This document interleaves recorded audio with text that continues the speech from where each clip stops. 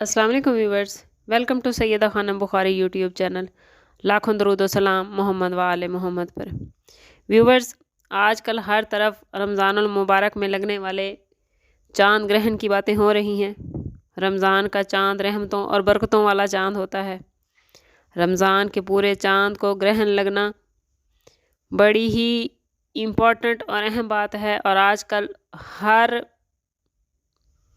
جگہ پہ یہی چیز موضوع بحث ہے۔ 14 مارچ کو یہ گرہن لگنے جا رہا ہے۔ اس کے بہت سارے نیگیٹیو اور پازیٹیو اثرات ہیں۔ زیادہ تر لوگ صرف نیگیٹیوٹی کی بات کر رہے ہیں۔ یہ سچ ہے کہ چاند گرہن کے یا سورج گرہن کے منفی اثرات زیادہ ہوتے ہیں، لیکن اللہ تعالیٰ کے ہاں کوئی بھی چیز، کوئی بھی بات بے معنی نہیں ہے۔ جہاں یہ چاند گرہن بہت سارے منفی معاملات لا رہا ہے، وہاں اس کے پازیٹیو اثرات بھی بہت شاندار ہے۔ اس ویڈیو میں ہم بات کر رہے ہیں کہ وہ کون سے 3 زوڈیک سائن ہیں جن کو یہ چاند گرہن الہامی طاقت دے کر جا رہا ہے۔ ان کے دماغ کے دروازے کھلیں گے۔ ان بروج کو چاند گرہن کے وقت یا بعد میں معلوم ہوگا کہ کون ان کے ساتھ مخلص ہے اور کون ان کو دھوکہ دے رہا ہے۔ انہیں معلوم ہوگا کہ کون سی چیزیں ان کے لیے فائدہ مند ہیں اور کیا چیز نقصان دہ ہے۔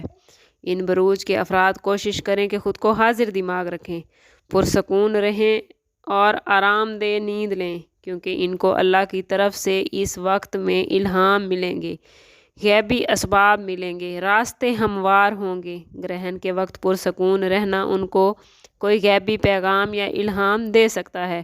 اس وقت میں الہامی طاقت بڑھے گی، دعائیں قبول ہوں گی، زبان سے جو الفاظ نکالیں گے وہ پورے ہوں گے۔ کوشش کریں کہ زبان سے خیر کا کلمہ نکالیں، خود کو پازیٹیو رکھیں اور اچھا گمان رکھیں، کیونکہ جیسا یہ گمان رکھیں گے اللہ تعالیٰ ان کو ویسا ہی عطا فرمائے گا۔ بات کر لیتے ہیں کہ وہ 3 بروج کون سے ہیں۔ تو ویورز، وہ 3 بروج ہیں کینسر، سیجیٹیریس اور پائسیز۔ وہ تمام لوگ جن کا تعلق کینسر، سیجیٹیریس یا پائسیز برج سے ہے، یا زوڈیک سائن ان کا کینسر، سیجیٹیریس یا پائسیز ہے، تو ان کو کوشش کرنا چاہیے کہ اس چاند گرہن میں ان کو جو الہامی طاقت مل رہی ہے اس سے وہ بھرپور فائدہ اٹھائیں۔ خود کو پازیٹیو رکھیں گے تو اللہ تعالیٰ کی طرف سے اور زیادہ پازیٹیوٹی حاصل کر پائیں گے۔